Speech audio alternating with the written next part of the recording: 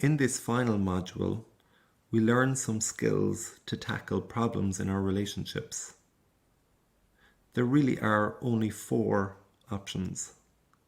You can radically accept that the problem is there. You can choose to tolerate it and choose how you respond as effectively as you can. You can try to change the way you feel about the problem. You can try to solve or fix the problem. You can choose to stay stuck and miserable. If you could have fixed this problem, then you would have already done this by now. If you don't want to stay miserable, then you can choose to accept the situation, or you can try and change how you respond to it. Asking for change or negotiating change can be really difficult, particularly if you're not used to doing this or if the person isn't willing to change.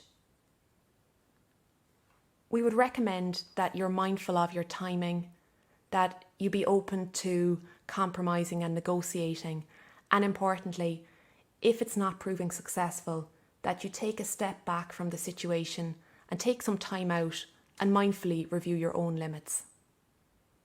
We often struggle most with things we can't change. This requires us to truly accept things as they are. Alan will now talk us through how to do this.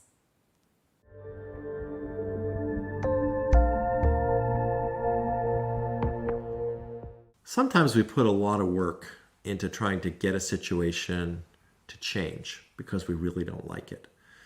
And the situation could be having to do with something that's very important to us, or it could be something that doesn't seem like it's that important, but we still find ourselves putting a lot of energy into it. And it often involves trying to get another person to change. Lots of us have those examples. You know, if there's some little thing, or maybe it's not so little, that the other person does that drives us crazy. And we've been trying to get that person to change it for a long time, maybe years. Don't leave the socks on the floor. Put them in the wash.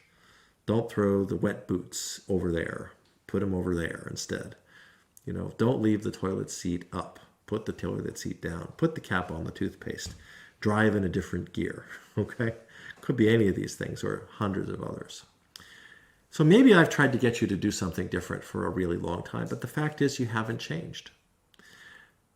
Now, what happens is we get really, really focused on how you should change. And that gets us to be more judgmental, and it gets us to be more angry and to use more force. And it doesn't work. And we start thinking, frankly, kind of crazy thoughts like, you're being spiteful, you know. But instead of recognizing, you know, I'd like you to change, and you just haven't. It must be hard to change this. Because if it were easy, you would have done it. So true acceptance involves 3 key steps. The first one is considering. It's just considering, do I want to give up trying to get you to change? And all that is just the thought, just to have that idea, like, do I want to? And to consider a world in which maybe I stop putting all this energy into getting you to change. Now, if I can do that, and the answer is I'm willing to consider it, okay, then the first thing you got to do is you've got to start to tolerate the thing that you don't like and not try to change it, at least briefly. Now, this might be the sort of thing where you promise yourself, all right, I'm going to quit nagging. I'm going to quit complaining. I'm going to quit trying to get you to do it differently for a week or maybe a couple of weeks. And then the idea is to notice, what's the cost of me not liking this? What's the cost of me trying to change you? Because after so many weeks or months or years, actually, you know when I'm annoyed about it. You know when I'm annoyed about, you know, you throwing your coat on the stairs instead of hanging it up on the closet. And what happens is, you know, I'm annoyed and then you avoid me and I avoid you and we lose 20 minutes or an hour of our evening together. So maybe you've thrown your dirty coat, wet coat on the stairs instead of hanging it up. And I really wish it were in the closet instead of on the stairs. So the idea here is, I really do wish it were somewhere else. I don't really like that it's on the stairs. That's true. I don't have to give that up. But what am I missing? What else does it mean? Truly mean? Well, it means you're home, for example. You're not someplace else. Well, that's not trivial. You're home. I love you. You're home. How great is that? And you keep throwing your coat on the stairs, and I wish you didn't. Now, there's context there. The coat's in a context. And the context softens the meaning of the coat being on the stairs. The idea is not that I'm not supposed to be bothered by the coat. The idea is that it's going to be a lot less painful if I don't only notice the coat on the stairs. If I can also notice that you're home and that I love you. You're a person in my life that I care deeply about. And you're here. You're alive. You know, we still have time together, whether you're my child or my partner or my sibling or my friend. And that's not trivial. That's actually not. That's profoundly important. To recap, there are 3 parts here, 3 steps.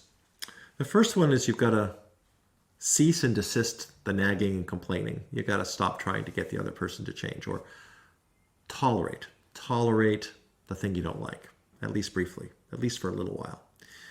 In the context of tolerating, you go on to being mindful of the negative consequences of trying to get the other person to change. And if after doing that, you decide, on balance, my solution is actually worse than the problem, it's creating more problems in our life for me to nag and complain, given that you're not changing, then I can go on to trying to take the last piece, which is to let go of the suffering associated with the thing that I don't like. I still don't like it, but letting go of the suffering means I find all the other parts that I've learned to miss over time and throw myself into those and really try to enjoy those and have that be the context for the part of it that I don't like. Now, of course, there are many situations that are more provocative even than a coat on the stairs or dirty clothes on the floor. We're not suggesting that you should radically accept and stop trying to change things that are dangerous. Suicide, aggression, things like that. We always want to be trying to change those on a regular basis. But radical acceptance, true acceptance, means there's more to our relationship than that, and how to throw ourselves into the other parts as well.